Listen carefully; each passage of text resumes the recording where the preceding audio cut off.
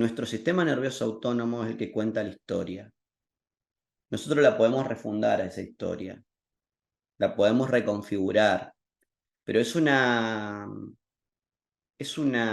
autopista tan profunda que hay que buscar otros mapas alternativos y que siempre yo digo, la autopista esa la va a recorrer ante pequeños estímulos de supervivencia, va a volver porque es lo que conoce, entonces es como renovar la intención de cambio día a día, momento a momento. Nuestro sistema nervioso autónomo es el que cuenta la historia. Nosotros la podemos refundar a esa historia, la podemos reconfigurar, pero es una autopista tan profunda que hay que buscar otros mapas alternativos y que siempre yo digo, la autopista esa la va a recorrer ante pequeños estímulos de supervivencia, va a volver porque es lo que conoce, entonces es como renovar la intención de cambio día a día, momento a momento.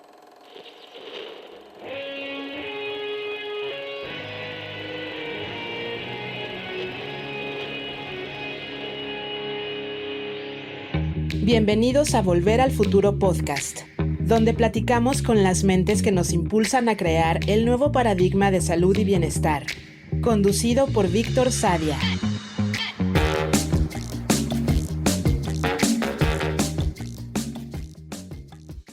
El Dr. Mauricio Vela es médico integrativo, especialista en medicina ortomolecular, holística general y familiar. Es maestro en nutrición clínica, experto en temas de soberanía alimentaria y epidemiología, y pasó más de 20 años en varias áreas de la salud pública en Argentina. En este episodio hablamos sobre las enfermedades crónicas y la necesidad de repensar el camino de los médicos que las atienden.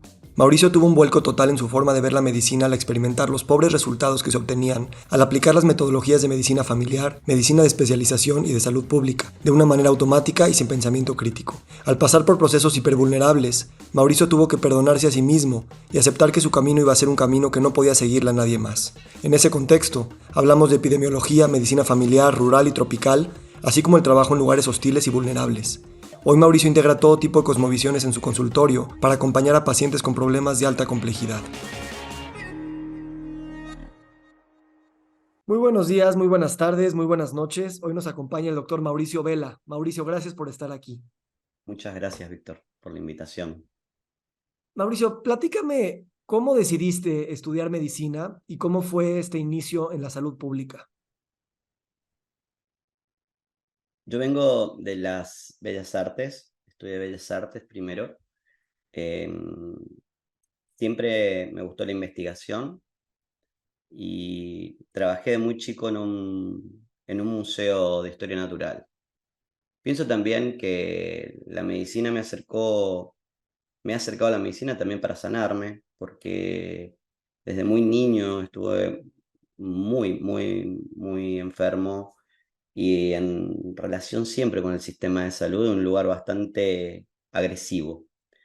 Por lo cual siempre mi madre, mis tías, que son las que me han llevado, bueno, siempre era una cuestión de la patología, de que tenía que estudiar, de que tenía que investigar.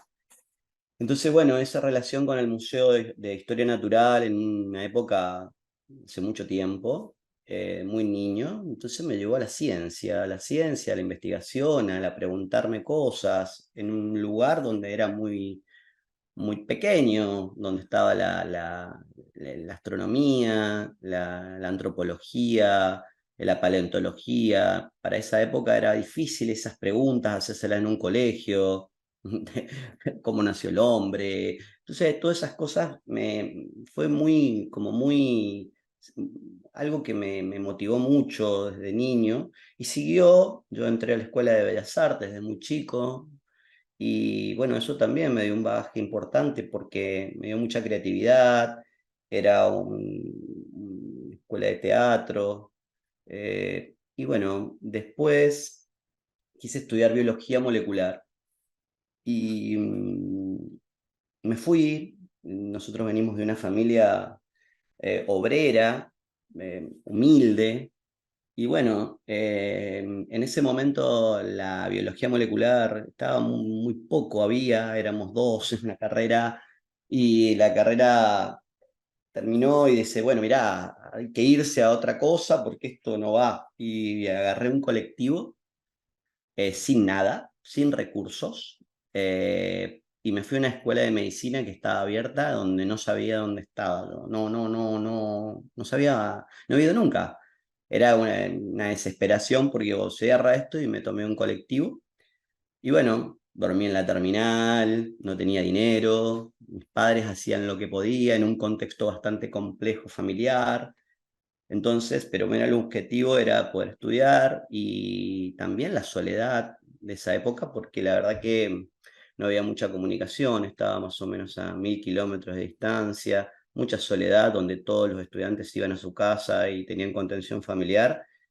Y bueno, y en ese momento, porque uno dice, bueno, uno siempre elige, a veces puede y a veces no puede, a veces el objetivo era estudiar, pero también sobrevivir, porque tenía que tener un techo, tenía que vivir con gente en condiciones muy complejas, que eso también hicieron a un sistema de supervivencia.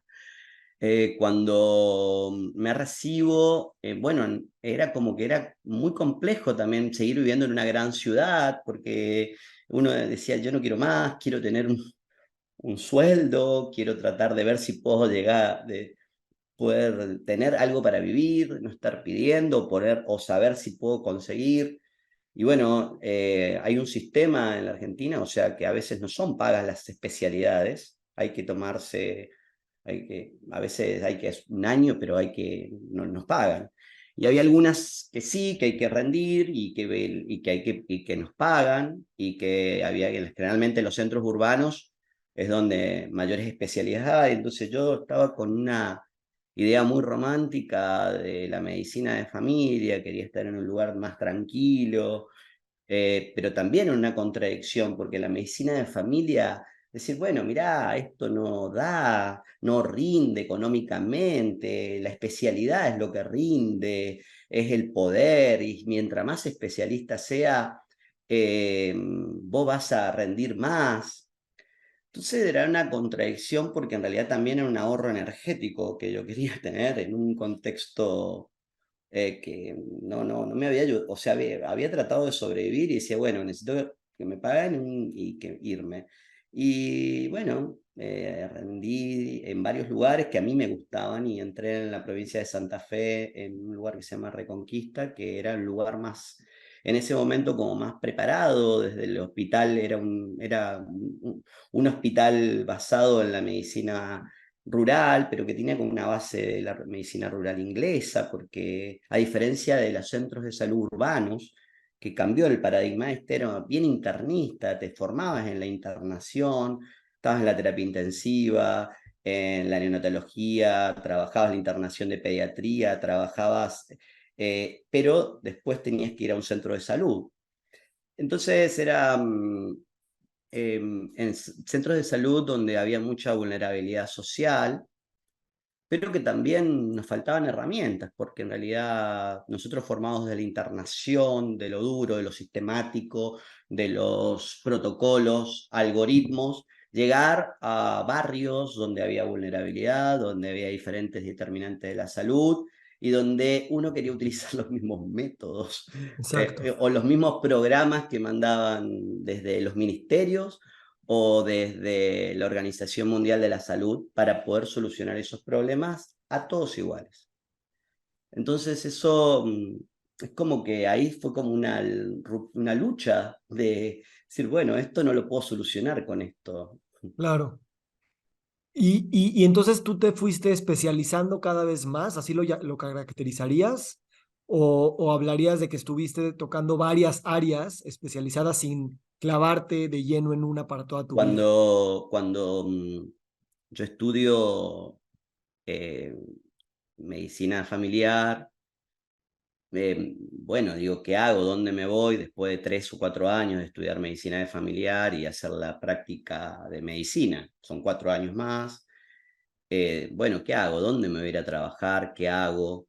Quería volverme a mi lugar, me fui a hacer un trabajo de investigación a las montañas, en el medio rural, durante mucho tiempo, con los trashumantes.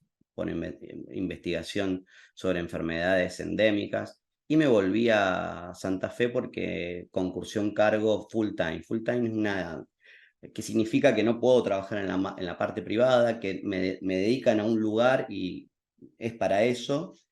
Y bueno, digo, bueno, esta es la oportunidad de poder hacer algo en estos lugares, 2 centros de salud pequeños, con población a cargo, pero que ninguna parte del sistema de salud tenía experiencia en ese tipo de médicos.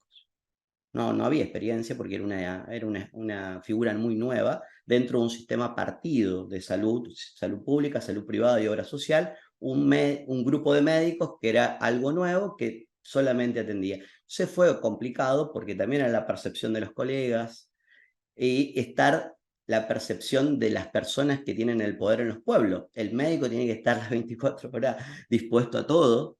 Y eso también fue muy complejo porque, eh, bueno, eran problemas, nos encontramos con la ruralidad, con otro tipo de problemas, entonces empecé a estudiar muchas cosas: salud pública, epidemiología, antropología, salud comunitaria desde muchos aspectos, desde muchas líneas, para entender, para poder entender esto, salud tropical,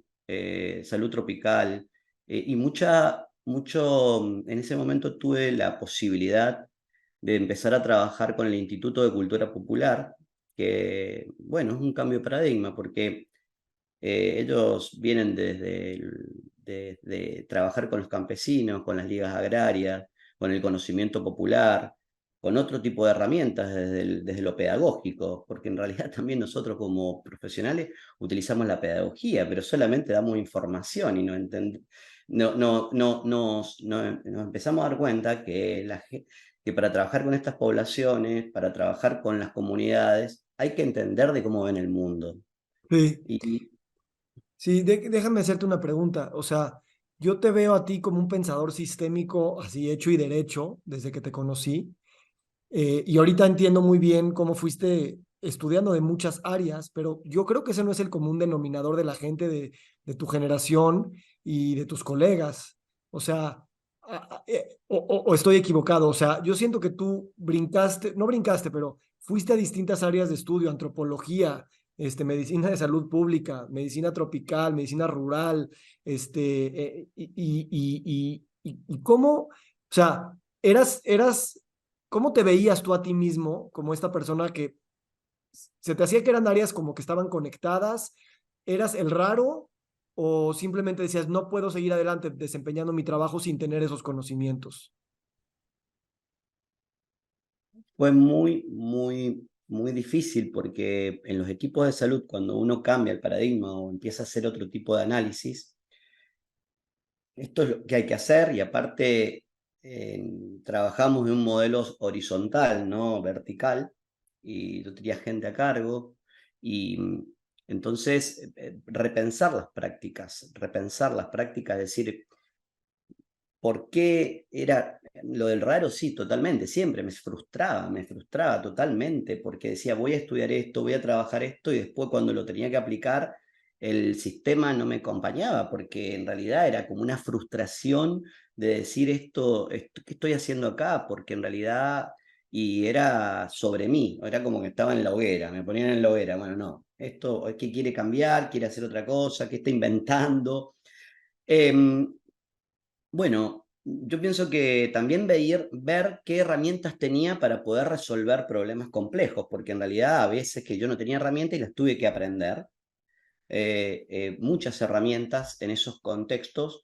Luego aprendí mucho de alimentación, de soberanía alimentaria, pero no desde el modelo formal, desde el modelo informal, de personas que vienen desde el conocimiento popular, desde la línea de Pablo Freire, de pensadores que en realidad mucha acción, de investigación, acción, aprender haciendo con las comunidades y compartiendo. Y eso fue un cambio también, porque en realidad era, bueno, acá está el médico, el modelo, tienen que venir acá, una postura bastante pasiva, a salir y trabajar en las comunidades con prácticas, representaciones, como ven.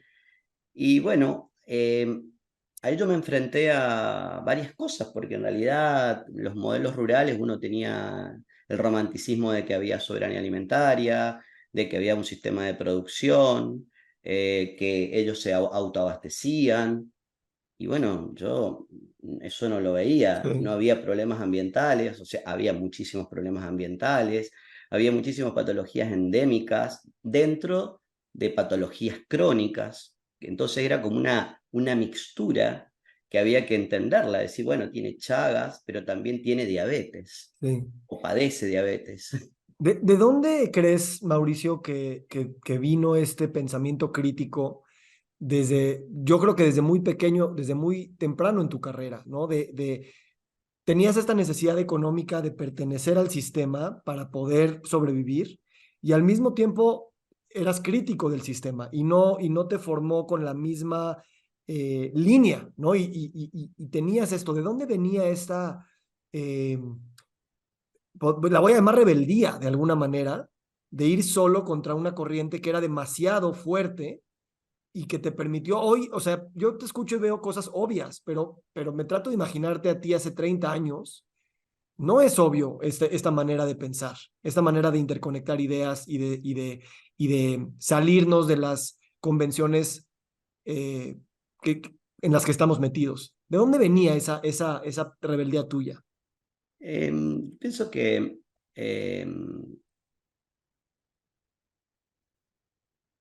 tiene mucho que ver la historia del sistema nervioso autónomo, que, porque es el que nos cuenta la historia.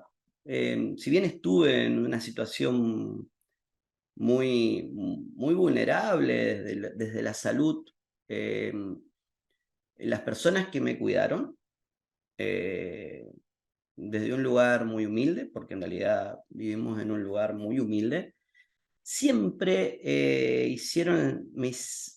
trabajaron desde la educación, desde las preguntas, desde hacernos preguntas, de investigar, desde repensar la práctica, de ser curioso y también desde la significancia. Eso es lo más importante, pienso, que me pareció a mí. ¿Qué significa para vos esto? ¿Y Y por eso, qué una persona, esto es un prejuicio que yo tengo, pero por qué una persona en situaciones de humildad en términos socioeconómicos, eh, normalmente y eso es un prejuicio mío, yo no veo que haya un tipo de cuestionamiento, de curiosidad, de hacer preguntas, al revés, es como pareciera que había una aceptación tácita de cómo son la realidad y jugar ese juego.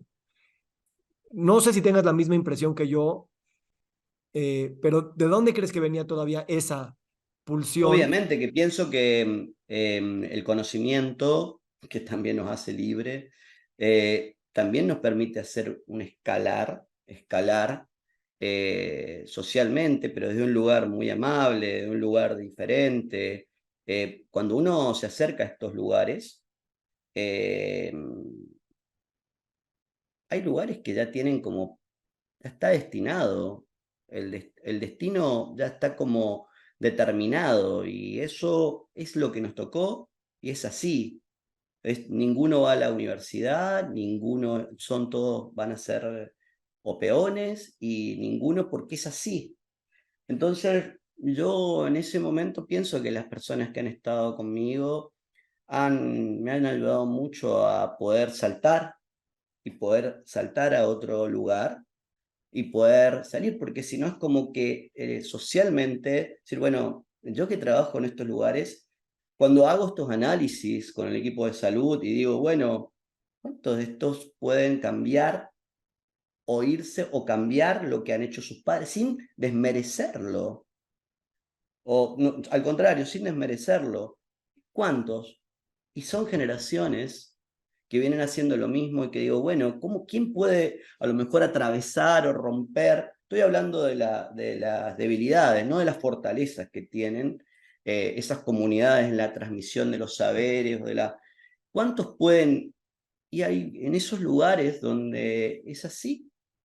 Por eso también yo soy muy crítico cuando uno pone palabras a ciertas cosas como el embarazo adolescente o situaciones que dice, bueno, hay que contextualizarlo. ¿Qué oportunidades, qué sueños? ¿Hay oportunidades? ¿Qué oportunidades tienen ciertos grupos o ciertos sectores? Porque tiene que ver con las oportunidades, tiene que ver con... No es una cuestión individual solamente de meritocracia, hay también una cuestión que es colectiva. Hay una cuestión colectiva de cómo es la historia, de cómo se mueven. Y muchas veces, bueno, la pregunta que vos me haces tiene que ver también con hacernos preguntas, con ser curioso, con tener un concepto del conocimiento dinámico. Y también me parece que el hecho de tener ciencias blandas dentro de un contexto duro me ha ayudado mucho en un momento en el cual yo estaba muy enojado.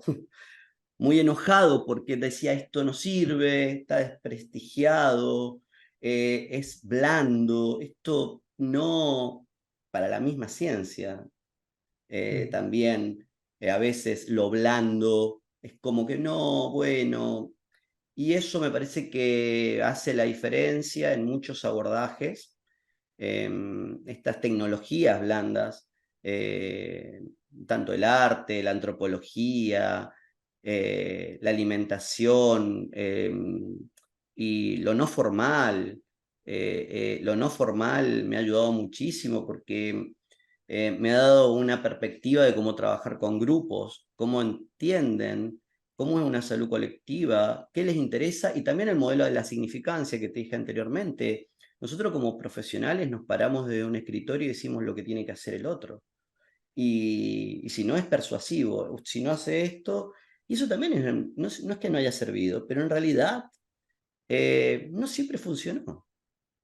Porque cuando tenemos que trabajar las patologías crónicas, si no trabajamos la significancia, le podemos decir los dos o tres cosas a dos personas iguales y tienen diferentes resultados, porque su significancia y la forma en que ven el mundo son distintas. Y si no aprendemos a hacer eso en los abordajes, nos frustramos. Entonces hay que repensar los modelos de las patologías crónicas, que para mí es la gran epidemia que existe, porque esos modelos también tienen que ver en qué contexto se hacen. Quieren replicar modelos iguales en todos lados.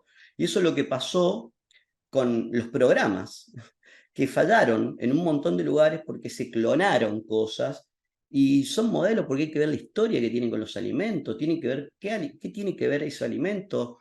Eh, y eso a mí, el tema de la alimentación fue algo que fue como un eje muy grande en estos lugares porque yo no podía creer que en algunos lugares tenían homogeneizado 3 o 4 sabores su cerebro porque la industria había venido, las políticas de las diferentes crisis que habían pasado, habían puesto en los comedores 3 o 4 comidas siempre a chicos que venían con historias culturales de diferente, con un abanico, con una cuestión, y que en realidad esas políticas sociales, o sea, gente que comía una diversidad, tenía producción local, pero a través de ciertas políticas sociales o de crisis que hubieron, se determinaron cierto tipo de alimentos en esos lugares que cambiaron el metabolismo, cambiaron la forma de concebir porque empezaron a comer en lugares y no en las casas.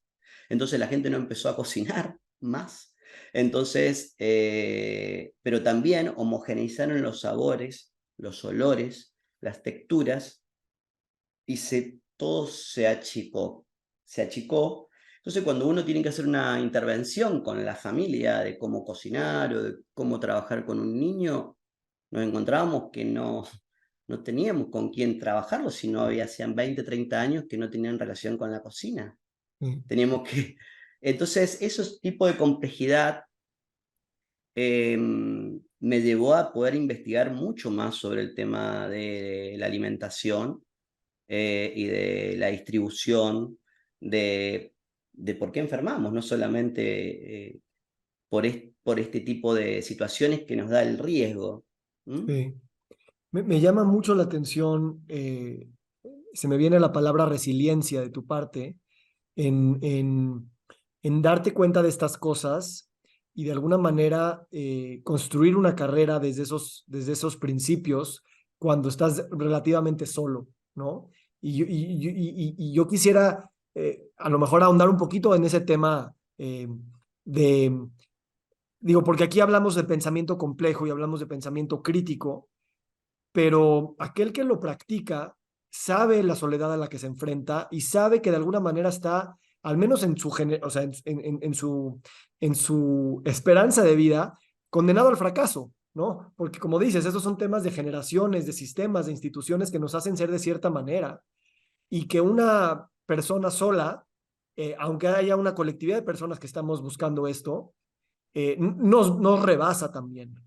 Entonces hay un grado de resiliencia donde la curiosidad a lo mejor es ese, eh, esa gasolina para permitirnos seguir. Y por eso cuando nos encontramos personas que tocamos estos temas, nos entendemos en un nivel muy fundamental que es muy bello, ¿no? Pero quiero saber cómo fue para ti el tejer estas redes de conocimiento y de aliados en personas para que también no pierdas digo, no te vuelvas loco en el sentido de que te salgas del sistema y te olvides de esto, ¿no? Y al revés, sigas construyendo con el lenguaje y con las palabras del sistema convencional, pero tratándolo de cambiar, ¿no? O sea, porque yo me imagino que bordeaste en algunos momentos, no sé si la locura, pero sí la profunda pregunta de no sé para qué estoy haciendo esto y tal vez es más fácil salirme o nada más meterme un cajón de los que ya están predeterminados. ¿Fue así para ti o estoy agregando una historia que no es? Totalmente, y me rompí muchas veces, muchísimas veces, y estuve en lugares muy complicados de mi salud porque me frustraba, porque estaba muy solo, luchando contra molinos de viento en un sistema que yo digo, eh, y volvía y repetía eso y volvía y estudiaba otra cosa y lo trataba de poner y el sistema decía, no, bueno, y quería mostrarle.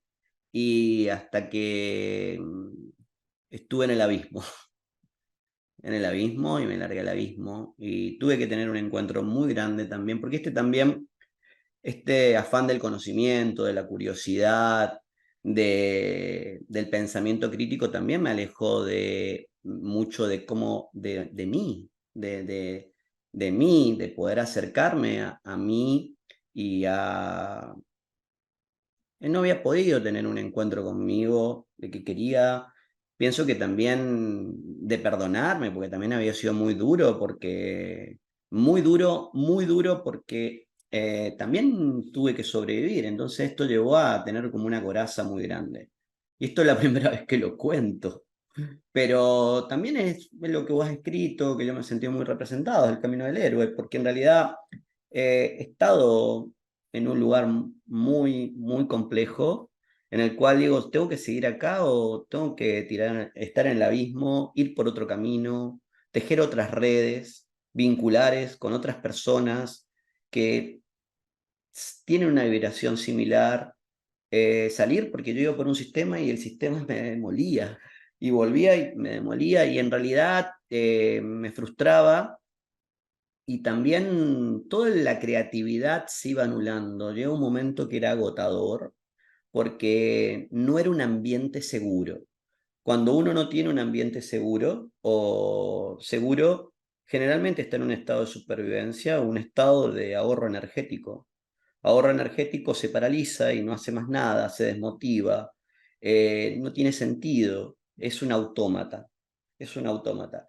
Y yo necesito motivación, si bien soy un dopaminérgico, pero necesito, y entonces uno tiene que tomar decisiones, tiene que ir por otro camino, y eso fue lo que hice, empecé a investigar otras cosas, estudiar conmigo, hice un trabajo personal muy intenso, que me permitió tomar decisiones muy profundas y también ir por otros caminos de la medicina infuncional, de la energía, de trabajar el trauma, primero conmigo, porque tuve que tener como un trabajo muy profundo conmigo, que todavía lo sigo haciendo. Pienso que esto es eterno es eterno. Y de esa forma es como que me vinculé mucho mejor como terapeuta desde el acompañamiento.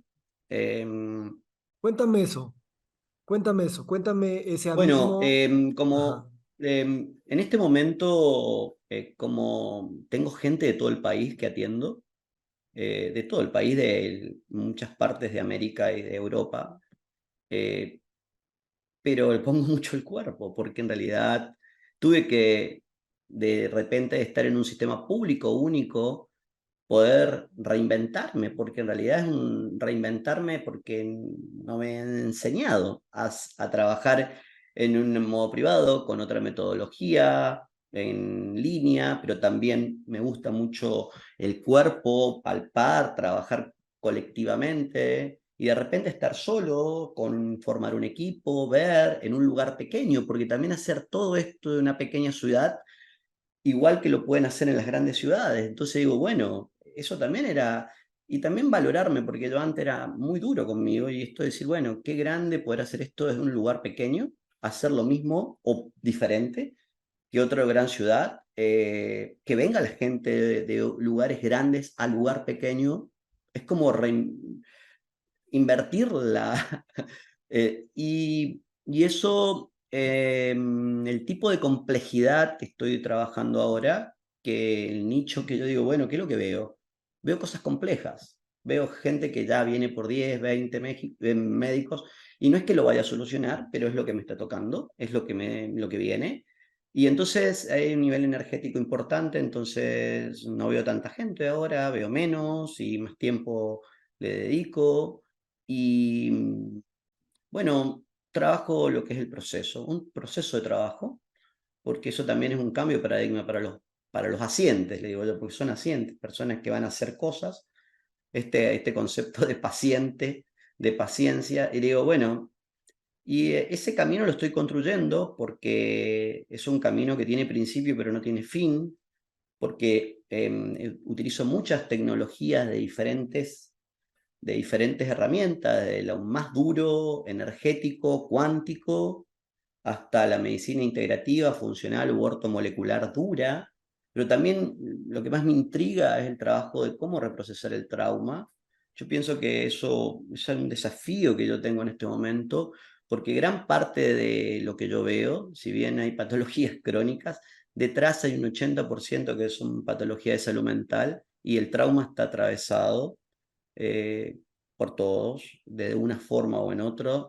Tarde o temprano hay un trauma que tenemos que buscar herramientas más innovadoras, diferentes para poder acompañarlos. Yo pienso que todavía nos falta. Son dispositivos, yo pienso que son dispositivos, donde los dispositivos son híbridos, donde tienen que haber diferentes herramientas y tienen que ser dispositivos más innovadores y creativos, porque en estos procesos donde hay una transición epidemiológica, el mundo cambió muy rápido, el contexto cambió muy rápido y bueno, hay procesos de mucha Sí, desadaptación. eh, sí, sí, hay una y bueno, incomprensión rezagada, ¿no? Y aun cuando lo comprendamos y podamos explicar por qué se dio la transición epidemiológica, sigue habiendo un cortocircuito de estas grandes fuerzas creando estas grandes enfermedades. Déjame hacerte una pregunta, Mauricio, y gracias por compartir esto.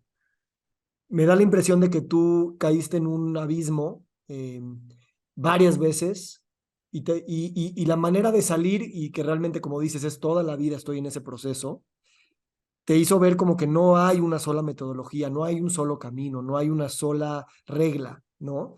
Y creo que eso te da una apertura para que cuando tengas a una persona enfrente, no lo trates de meter en un cajón y ni siquiera le trates de decir cuál fue el tuyo, sino encontrar la manera de darle varias tecnologías para que esa persona se pueda rearmar a sí misma. Ahora que me dices que esto lo platicas por primera vez, ¿cómo te hace sentir? ¿Cómo te hace sentir esto que nos estás platicando con tanta humildad? Y para mí, o sea, te lo digo, me conmueve porque sé que estas cosas son existenciales al grado de definir lo que es la vida de uno mismo. Em, yo porque me siento muy seguro con vos, puedo mostrar estas heridas y mostrarme vulnerable. O sea, yo pienso que cuando se habla de vulnerabilidad,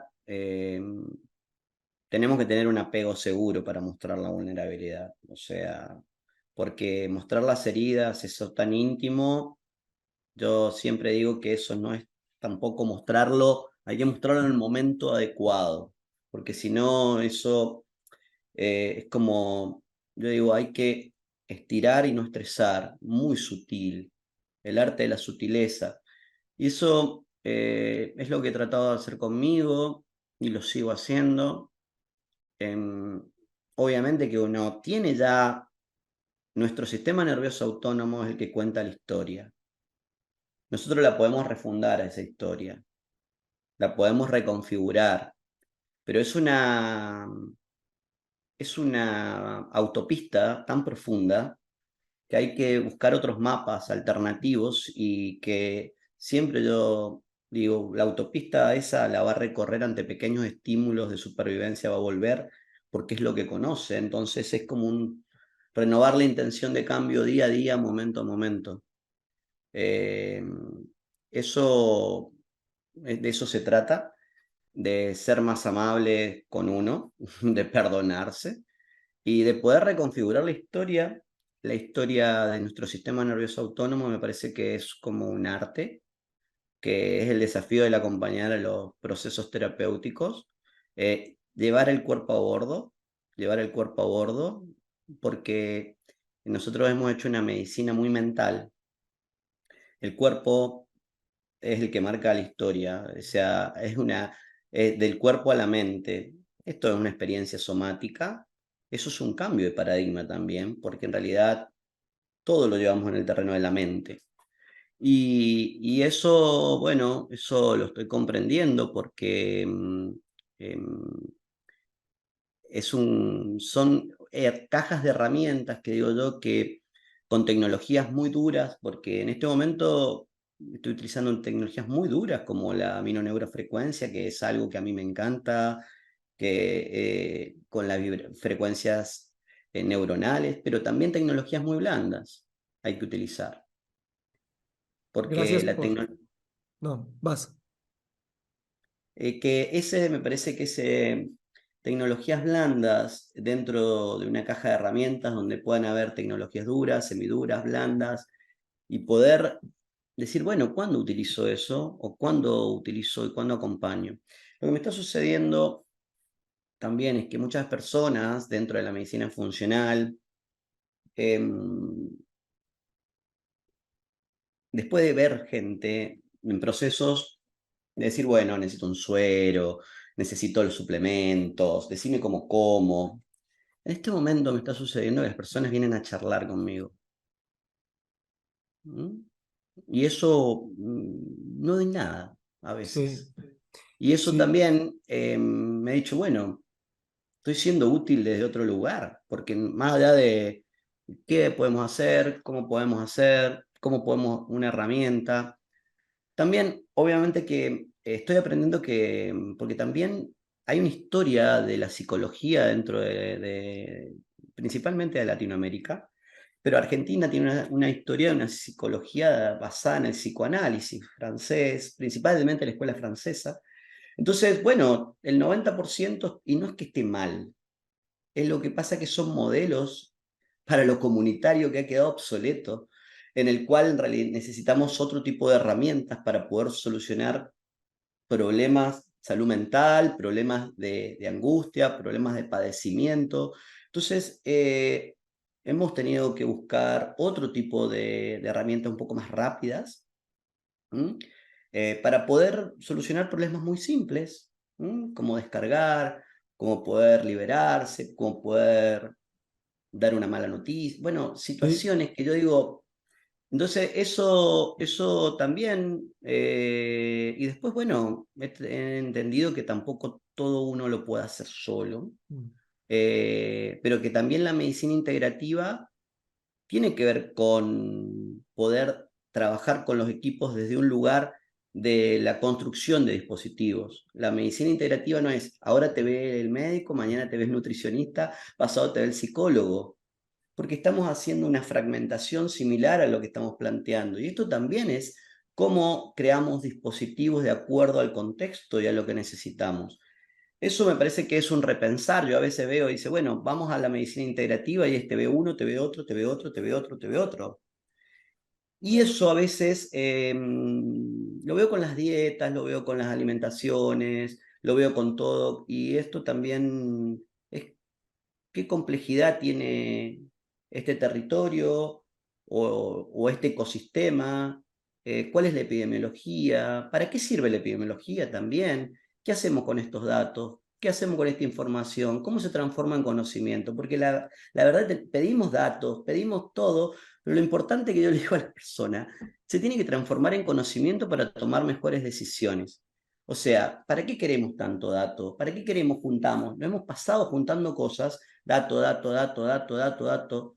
Yo recuerdo una anécdota, esto lo quiero contar, que los agentes sanitarios es una figura creada, viene de la década de los 70, pero se llaman agentes, en las dictaduras, que los pusieron en el territorio para recobrar datos de una persona que recorría los lugares para vacunar. También le decían cómo tenían que potabilizar el agua a las personas. Muy interesante, muy bueno, pero que pasó el tiempo, siguió existiendo, pero esas personas siguieron estando en los sistemas. Y cuando yo me encontré en el equipo, le digo, bueno, ¿y usted qué hace? Yo soy agente sanitario. ¿Y qué hace? Y mirá, hace 15 años, mirá, yo agarro y recorro todo el territorio, me lleva 2 meses, y pido ver si tiene agua, si tiene luz, ajá, y le pido si tiene las vacunas, tengo un calendario, y eso lo mando al ministerio. Eso lo mando al ministerio. Ajá, ¿y hace cuánto que hace eso? Pero todo, 15 años. ¿Y para qué? ¿Y quién recobra esos datos? No, en el ministerio lo agarran. Bueno, nadie lo analizaba. Nadie lo analizaba. Decía, bueno, ¿y qué? Pero si siguen teniendo, si tienen agua, ya sabes que tienen agua. Vamos a trabajar con problemas, no, porque a mí me dicen que tengo que hacer eso y si no, Sí, me retan o... sí, sí. Y entonces cuando nos sentamos a decir, bueno, mira, vamos a trabajar este tipo de problema. Con esto, ¿qué ha pasado? Cuando yo me voy al ministerio, voy a un sótano y encuentro pilas y pilas y pilas de papeles de datos. De eso. Nadie los miraba. Estaba ahí. Entonces, ¿qué hacemos con esa información? Nadie las Mm. miraba. Estaba ahí. Eso. Una persona. Y entonces esta persona también una cuestión de autoestima, por decir, ¿qué trabajo podemos hacer para poder reconfigurar ese trabajo que era automatizado? Y decir, bueno, ¿qué hacemos con esta información para poder tomar mejores decisiones? Y que esto es dinámico. Ujú. Sabes, ahorita tocaste muchos temas, voy a tratar de recobrar dos en particular. Cuando hablaste del psicoanálisis, claro, el psicoanálisis viene desde una perspectiva muy individualista y que no tenemos los lenguajes para poder eh, pues entender este bienestar o enfermedad desde un modelo mucho más colectivo. Antes de empezar a grabar hoy, me dijiste que te gusta este espacio porque parece ser un espacio de escucha activa, ¿no? Y, y eso en sí mismo es sanador y que ahorita tus pacientes te buscan, claro, por las terapias duras y todo lo que haces, pero también para simplemente escuchar. Y sabes, esta vulnerabilidad que te permites tener conmigo y te lo agradezco profundamente, de alguna manera espejea lo que yo empiezo a ver con esto, con esta alegoría que usamos del viaje del héroe, ¿no? Porque tú nos cuentas tu viaje del héroe y de este abismo y de este lucha contra molinos de viento.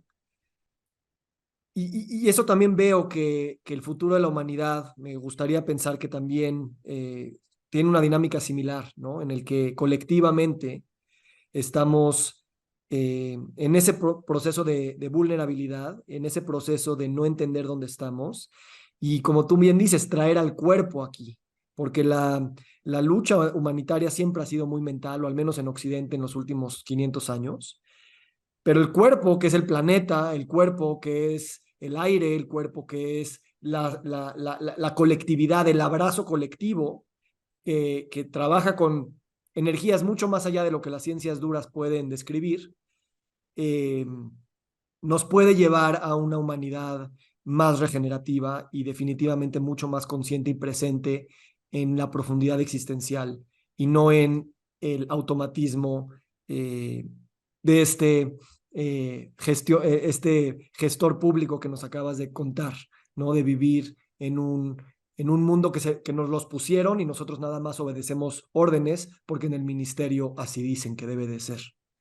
Entonces, gracias porque creo que aquí, como dicen, en lo grande como en lo chico, ¿no? En lo individual como en lo colectivo, el compartir un viaje del héroe de esta profundidad nos hace realizar que todos tenemos esos viajes del héroe en nuestra vida, pero que también como humanidad tenemos que contar más estas historias y tenemos que pedir más perdones colectivos y tenemos que hacer más conversaciones, vamos a llamarles multidimensionales, para que la colectividad nos quede claro que el presente que tenemos lo estamos creando nosotros y no es, o sea, viene por un sistema, pero nosotros somos también ese sistema. Y al mismo tiempo que nos da desesperanza porque es algo muy fuerte, también nos da mucha esperanza porque somos nosotros aquello que estamos haciendo. Y gracias porque con tus palabras, al menos a mí me transmites esto y creo que con estas palabras podemos eh, seguir resignificando estos viajes que estamos compartiendo todos y que están de alguna manera determinando el futuro de este planeta y de esta especie humana. Bueno, muchas gracias. Muchas gracias. Em, yo creo que este camino del héroe, a mí me gustó muchísimo lo que escribiste, porque me sentí tan identificado, pero también todo este análisis, todo esto a lo mejor hace un par de años no lo podría haber hecho, porque obviamente que he trabajado conmigo, me he mostrado vulnerable, pero esa vulnerabilidad he sabido como dosificarla porque me ha costado mucho mostrarla sutilmente. eh, y me ha hecho ser más amable conmigo y también con las personas que me rodean, y también tomar mejores decisiones. No es que no nos equivocamos, pero mira, no consumir tal tipo de información. Y eso cuando uno va sanando, está más en eje, con otro biocampo, con otra frecuencia. Bueno, también se acercan otras personas, también tiene otro flujo, también uno acude a otros lugares, también tiene otras miradas. La sanación también tiene que ver con eso, con las decisiones, con las personas, con lo que consume, con lo que dice. A veces es muy interesante también la forma en que uno se expresa en la sanación. Eh, Muchas veces esto también es como recibo, a veces hay algo que percibo ahora, que es también cómo puedo descargar energía, porque también nosotros como quien cuida a los que cuidamos, eh, porque también tenemos padecimientos, también tenemos dificultades, también tenemos un montón de interrogantes. Entonces, descargar energía, a veces cuando veo un paciente oncológico, autoinmune, que lo abrazo o lo tengo que palpar, porque ahí ponemos el cuerpo. No es tic, tic, tome ese palpar. Veo una baja energía en mí porque hay una transferencia, somos energía, eso también es importante. Y eso tengo que sacarlo porque en algún momento yo necesito recanalizarlo y lo siento. Antes no lo sentía esto, y esto de sentir, no de tanto pensar. ¿Qué siento? ¿Qué siento? Es parte también de la percepción de poder, es decir, estamos sanando. ¿Qué siento? De esta forma me siento cuando estoy seguro. ¿Cómo me siento? Mi cuello está blando, puedo estar tranquilo mirándote a los ojos, no estoy tenso. En otro momento a lo mejor no estaba así. Entonces, eso también tiene que ver cómo reconfiguramos nuestro sistema nervioso autónomo. Y lo de sentir, las personas no sentimos a veces, nos olvidamos de sentir, y nuestro cuerpo es mental, y a veces la percepción dice, ¿cómo es tu mundo seguro? ¿Cómo te sentís seguro? ¿Cómo sos en un mundo seguro? Y a veces no existe eso porque hay historias de trauma donde tenemos que buscar pequeñas chispas donde ha habido seguridad, porque no existe. El sistema ha estado siempre en un sistema de anclaje de supervivencia y se ha movido en un estado de supervivencia. Entonces, como terapeuta, buscar esas chispas de algún lugar seguro o generar esos espacios de seguridad. Seguridad, yo digo, de conexión, es un arte porque en realidad es como buscar pequeñas endijas en lugares muy sutil, y entrar en la sutileza dentro de un terreno donde es complejo. También hay que decir que tenemos que hacernos el tiempo. La medicina también ha hecho que todo sea muy sistematizado y poco tiempo de escucha. Entonces, también dentro de eso también he ampliado ese espacio, que es un Sí. espacio donde hay un espacio. Y no hay, si bien podemos tener, pero tenemos los límites difusos. No, usted tiene tanto, y mira, esto es así, y a lo mejor el valor de eso cambia porque tenemos un tiempo. Y eso también fue un cambio de paradigma para mí, Sí. porque, bueno, no sé, podemos venir y eso dentro del sistema de salud también es un cambio de paradigma para mí, porque en realidad, y para la gente también, porque las personas han estado educadas o formadas dentro de un paradigma. O sea, es un paradigma mecanicista también Sí. como el de nosotros. Entonces, pensar sistémicamente, también las personas tienen que ir aprendiendo otra forma, no solamente nosotros.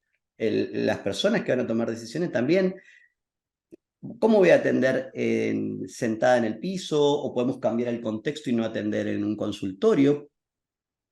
¿Pero Sí. por qué? Si tiene que estar usted de blanco y acá atravesado por un escritorio y con una computadora. Y si nos ponemos descalzo y charlamos acá en el sol, ¿cambia la Sí. relación terapéutica?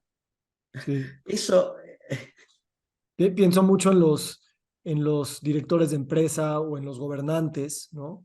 Que viven con una gran cantidad de presiones, un presidente que lee cosas en los medios todo el tiempo y sentir toda esta energía que está afectando su sistema nervioso, que no tiene el tiempo para descansar, que no tiene el tiempo para sentir, eh, que tal vez hasta sentir se vuelve antitético para la posición que mantiene y que de alguna manera eso termina determinando el sistema nervioso colectivo del país y que nos tiene donde nos tiene. Es realmente totalmente. eh, fácil de identificar, tan difícil de cambiar ese paradigma.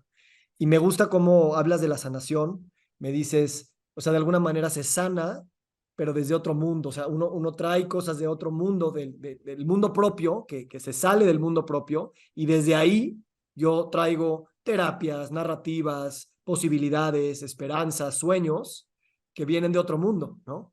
Y creo que también eso es muy bello, ¿no? Para la sanación individual y colectiva, el depender de los sueños y de un futuro imaginado, de terapias extranjeras, de palabras que no existen hasta el momento en nuestro propio léxico, que de alguna manera son las que nos van a permitir entrar a ese mundo desconocido y sanar ahí para regresar al mundo conocido y pues seguir aprendiendo.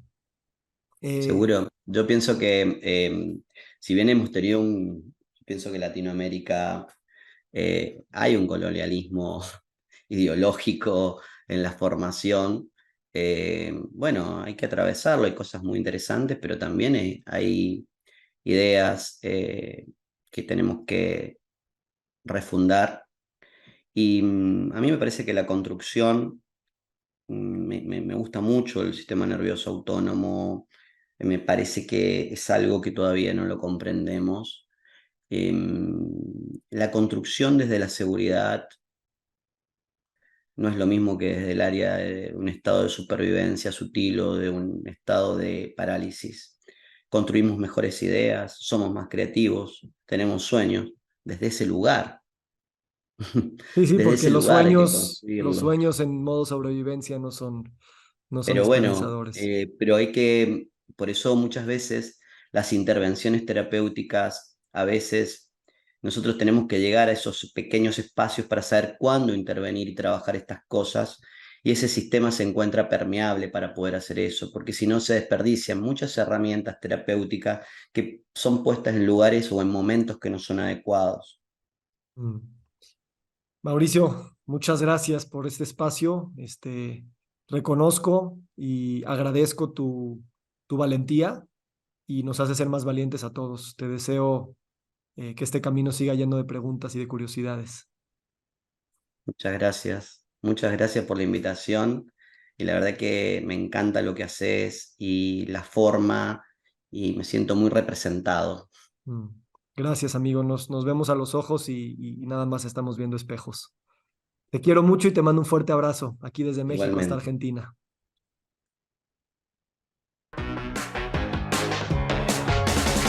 Nos encantaría recibir tu retroalimentación de estos podcasts para continuar generando contenidos que te sean útiles e interesantes. Si puedes, déjanos un comentario en la página web victorsaadia.com.